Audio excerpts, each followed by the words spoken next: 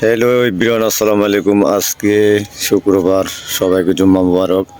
আর আজকে শুক্রবারে আমার দোকানে বন্ধর দিন। ভাবছিলাম আমার মেয়েটাকে কোনো সময় দিতে পারি না, ভাবছিলাম আজকে আমার মেয়েকে নিয়ে একটু সময় দিব, ঘোরাঘুরি করব আর একটু এনজয় করব। আর আসলে ব্যবসা নিয়ে ব্যস্ততার কারণে মেয়েকে নিয়ে সময় দিতে পারি না। সকালে 7টা বাজে যাই, রাত 9টা বাজে চলে আসি।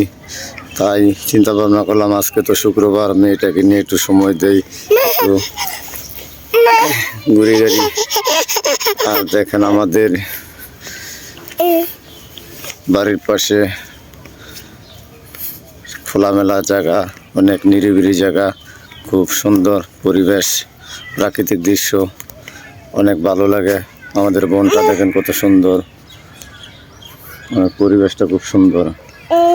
আর আমার মেয়েটার জন্য সবাই দোয়া করবেন, আর সবাই সবার জন্য দোয়া করবেন। ভালো থাকবেন, সুস্থ থাকবেন। আল্লাহ হাফেজ।